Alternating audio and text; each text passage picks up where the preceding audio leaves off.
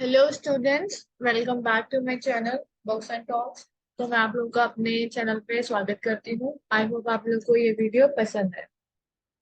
आज हम human rights की बात करेंगे। ह्यूमन राइट्स सब्जेक्ट हमारा बीएलएलबी के फोर्थ सेमेस्टर में दिया गया है। आज हम इसके अंदर यूनिट फर्स्ट डिस्कस करेंगे। ओके।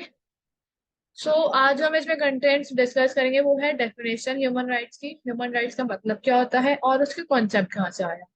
ठीक है। अब वीडियो में आगे बढ़ने से पहले प्लीज आप मेरे चैनल को लाइक कर दें, सब्सक्राइब कर दें और शेयर भी कर दें। और अगर आपको कोई भी आगे डाउट हो तो कमेंट में जरूर बता दीजिएगा। आपको विद इन 24 आवर्स आपके कमेंट का रिप्लाई मिल जाएगा। अब हम बात करते हैं मीनिंग की कि इसका मतलब क्या होता है ह्यूमन राइट्स, ये कहाँ से है। ठीक है, तो पहले हम मीनिंग की बात करेंगे। तो ह्यूमन राइट्स हमारे बेसिक राइट्स एंड फ्रीडम है। ठीक है, क्या है ह्यूमन राइट्स? ह्यूमन राइट्स हमारे बेसिक राइट्स है एंड फ्रीडम है, जो हर इंडिविजुअल्स पे बिलोंग करते हैं, जो एवरी पर्सन से बिलोंग करते हैं। और ये इंसान को बाय बर्थ से लेके डेथ तक उसके पास रहते ही रहते हैं, कोई इसे छीन नहीं सकता। ठीक है। और जो हमारे ह्यूमन राइट्स है वो काफी ज्यादा इंपॉर्टेंट राइट्स हैं, एक ह्यूमन एग्जिस्टेंस के लिए वो काफी इंपॉर्टेंट राइट्स हैं ह्यूमन राइट्स। ठीक है। और ये जो है ना, ये इंसान को फ्रीडम देते हैं, डिग्निटी देते हैं। ठीक है। चाहे वो फिजिकल हो, मॉरल हो, सोशल हो, स्पिरिचुअल वेलफेयर करते हैं। तो ह्यूमन राइट्स है ना, वो एक बेसिकली हमारे बेसिक राइट्स हैं, जो ह्यूमन को एक ह्यूमन एग्जिस्टेंस देते हैं। ठीक है। और एक डिग्निफाइड लाइफ देते हैं इंसान को। ठीक है, क्योंकि ह्यूमन राइट्स का जस्ट मतलब नहीं होता कि जी रहे वो ह्यूमन राइट्स, नहीं, कुछ राइट्स दिए जाते हैं जिससे एक ह्यूमंस की जो डिग्निटी है वो बनी रहे। ठीक है। सो ये जो ह्यूमन राइट्स है, इंडिविजुअल्स के राइट्स होते हैं। ठीक है, एज ह्यूमन बीइंग उनको ये राइट्स दिए गए हैं और इनको हम अपने फंडामेंटल राइट्स या फिर बेसिक राइट्स भी कहते हैं हमारे, जिसको ह्यूमन राइट्स को। ठीक है, ह्यूमन राइट्स हमारे बेसिक फंडामेंटल राइट्स हैं या फिर हमारे बेसिक राइट है। इनको लेजिस्लेशन भी आपसे टेक अवे नहीं कर सकता, चाहे वो मैन हो या वुमेन हो, किसी से भी लेजिस्लेशन इनको छीन नहीं सकता है। ओके। अब हम बात करते हैं डेफिनेशन की, हमारा एक डेफिनेशन कहाँ है। हमारे जो ह्यूमन राइट्स है, इसकी जो डेफिनेशन है हमारे protection of human rights act 1993 section 2D।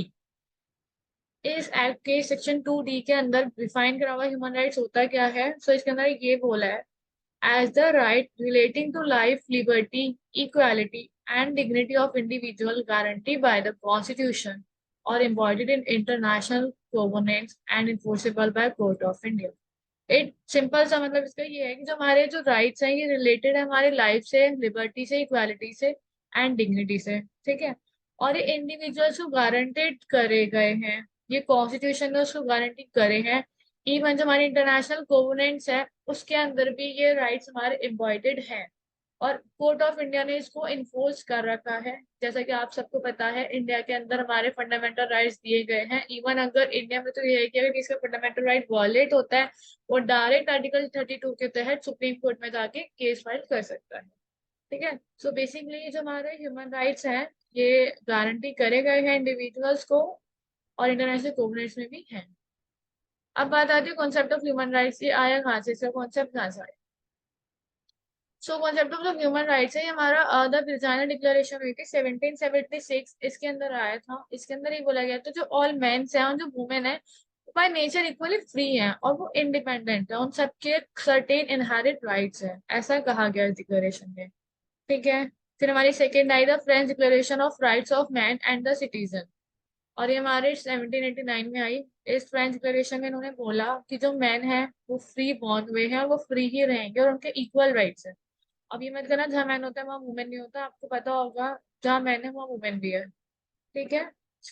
ये बोला गया कि जो मैन है वो बॉर्न फ्री हुए हैं और वो रिमेन फ्री है, तो उनके जो इक्वल राइट्स हैं उन्हें इक्वल राइट्स दिए गए। ठीक है। और जो नेचुरल राइट्स है हमारे, वो ये है लिबर्टी को लेके, प्रॉपर्टी को लेके, सिक्योरिटी को लेके, रेसिस्टेंस को लेके, ये सारे हमारे राइट्स हैं जो सिटीजन्स को दिए गए हैं। ठीक है, क्योंकि एक इंसान भैया, जो एक बंदा पैदा होता है वो इक्वली पैदा होता है, इंडिपेंडेंट पैदा होता है, तो उसके पास राइट्स होते हैं। और वो राइट्स उसके पैदा होने से लेकर डेथ तक उसके साथ रहते हैं। तो उन्होंने बोला कि जो नेचुरल राइट्स हैं वो इंसान को बाय बॉर्न मिलते हैं, क्योंकि इंसान बॉर्न भी फ्री होता है और वो रहता भी फ्री है। ठीक है। फिर क्या हुआ, फिर 19th सेंचुरी की जब स्टार्टिंग हुई तब इनको as an constitutional law recognise कर दिया मैनी स्टेट्स ने। अब अगर हम इंटरनेशनल लेवल पे कुछ पढ़ते हैं जब हम इंटरनेशनल कुछ पढ़ रहे हैं तो जब हम स्टेट्स वर्ड यूज करते हैं तो स्टेट वर्ड का मतलब है कि हम कंट्रीज की बात कर रहे हैं। ये नहीं कि मैं इंडिया के स्टेट्स की बात कर रही हूँ, मैं कंट्रीज की बात कर रही हूँ। ठीक है। सो कॉन्स्टिट्यूशनल लॉ जो रिकॉग्नाइज करे 19th सेंचुरी में मैनी स्टेट्स ने उसको रिकॉग्नाइज करा। ठीक है। अब बात करते हैं इसका टर्निंग पॉइंट कहाँ था। तो यार जो सेकेंड वर्ल्ड वॉर हुआ, सेकेंड वर्ल्ड वॉर इसका टर्निंग पॉइंट था। ट्रेडिशनल अप्रोच से ऊपर बढ़ा ह्यूमन राइट्स। क्यों? क्योंकि उस टाइम पे ऐसे शॉकिंग क्राइम्स कमिट हुए ह्यूमैनिटी के अगेंस्ट। टोटल सप्रेशन हो गया था। और जो फंडामेंटल राइट्स थे उस टाइम पे तो ऐसा रियलाइज करा गया कि इनको रिस्टोर करने की जरूरत है, क्योंकि उस टाइम पे तो सबके फंडामेंटल राइट्स वायलेट हो गए कि क्राइम्स ऐसे ऐसे हुए जो ह्यूमैनिटी के अगेंस्ट थे। तो इस चक्कर में तब फंडामेंटल राइट्स पर या जो हमारे बेसिक ह्यूमन राइट्स पे उन पर ज्यादा फोकस करा गया। ठीक है। और ऐसा कहा गया कि जो राइट्स है ये बहुत जरूरी होते हैं पीस एंड सिक्योरिटी को स्टेब्लिश करने के लिए। तो after second world war human rights पे ज्यादा फोकस करा गया। फिर क्या हुआ उसके बाद, सेकेंड वर्ल्ड वॉर के बाद एक प्रोक्लेमेशन इशू हुई। ठीक है। जो प्रोक्लेमेशन इशू करी थी वो फ्रैंकलिन डी रोosevelt ने करी। ठीक है। इन्होंने जनवरी 6 1941 में करी। इस प्रोक्लेमेशन में इन्होंने 4 फ्रीडम्स की बात करी। इसके अंदर इन्होंने कहा freedom mean supremacy of human rights. Freedom का मतलब है कि सुप्रीमेसी होनी चाहिए ह्यूमन राइट्स की एवरीवेयर, हर जगह होनी चाहिए। And our support goes to those who struggle to gain this rights to keep them.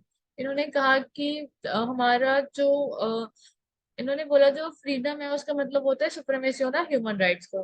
ठीक है। और उन्होंने बोला कि हमारा सपोर्ट उन लोगों पर जाता है जिन्होंने स्ट्रगल करा है इसको गेन करने के लिए और उसको रखने के लिए। ठीक है। ये बात इन्होंने फ्रैंकलिन डी रोosevelt ने बोली। ठीक है। उसके बाद क्या हुआ, एक डिक्लेरेशन साइन हुई, यूनाइटेड नेशन डिक्लेरेशन साइन हुई January 4 1942 में साइन हुई। ठीक है। वॉशिंगटन में डिक्लेरेशन साइन हुई थी और ये फर्स्ट डॉक्यूमेंट थी जिसके अंदर टर्म यूज करा गया ह्यूमन राइट्स।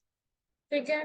और इसके अंदर जो था उसके बाद जो ह्यूमन राइट्स था वो एक मैटर बन गया इंटरनेशनल कंसर्न का। जैसे वर्ल्ड वॉर 2 एंड हुआ तो हमारा जो ह्यूमन राइट्स था ये एक मैटर बन गया इंटरनेशनल कंसर्न का। उसके बाद इंटरनेशनल लेवल पे ह्यूमन राइट्स को कंसर्न करा गया सेकेंड वर्ल्ड वॉर एंड होने के बाद। ठीक है गाइज, आई होप आपको ये चीजें समझ आई होंगी। अगर नहीं समझ आई तो कमेंट सेक्शन में प्लीज बता दीजिएगा। I will clear your doubts if you have any kind of doubts. So there are some important question. जब हम कहते हैं कि इम्पोर्टेंट क्वेश्चन है तो इम्पोर्टेंट क्वेश्चन का मतलब ये है कि प्रीवियस के कुछ क्वेश्चन हमने यहाँ लिखे हैं। तो प्रीवियस में कुछ ये 3 क्वेश्चन आए हैं इस यूनिट से और ये 4 4 नंबर में आए हैं। तो पहला डेफिनेशन ऑफ ह्यूमन राइट। तो डेफिनेशन ऑफ ह्यूमन राइट में आप जो हमने पीछे डेफिनेशन डिस्कस की थी सेक्शन 2B वाली, वो आप इसके अंदर लिख सकते हैं। और what is mean by 4 freedom. 4 freedom जो रोosevelt ने बोला था, फ्रैंकलिन डी रोosevelt ने जो बोला 4 फ्रीडम्स के बारे में, इसमें आप वो चीज लिख सकते हैं। ठीक है। और meaning of human rights basically आप इसमें वो लिख सकते हैं कि ह्यूमन राइट्स का मतलब हमारे बेसिक बेसिक राइट्स है, नेचुरल राइट्स हैं जो एक बंदे को दिए जाते हैं एक ह्यूमन लाइफ को जीने के लिए। ठीक है। बाय बर्थ में जाते हो टिल डेथ तक रहते हैं। तो वो सारी चीजें आप इसके अंदर लिख सकते हैं। और 4 फ्रीडम में आप वो लिख सकते हैं जो फ्रैंकलिन डी रोosevelt ने कहा कि हमारा मतलब कि जो ह्यूमन राइट्स है उसकी सुप्रीमेसी होनी चाहिए हर जगह और हमारे सब उनको जाता है जिन्होंने इसको गेन करने के लिए स्ट्रगल करा है और उनको रखा है। ठीक है। और डेफिनेशन में आप लिख सकते हैं जो पीछे डेफिनेशन में डिफाइन करी थी उसको आप याद कर सकते हैं कि ह्यूमन राइट्स का मतलब है लिबर्टी इक्वालिटी। तो डेफिनेशन पीछे है उसको आप याद करके इसमें लिख सकते हैं। ये 3 क्वेश्चंस आए हैं अभी तक तो इसको अच्छे से पढ़ लीजिएगा। तो guys thank you so much for this. तो आई होप आपको ये वीडियो पसंद आई और हमने जितना टाइम दिया था उस टाइम में हमने वीडियो कंप्लीट करा दिया है। तो प्लीज इसमें कमेंट शेयर लाइक जरूर कीजिएगा और हमारे साथ नेक्स्ट वीडियो के लिए बने रहिएगा। Thank you so much.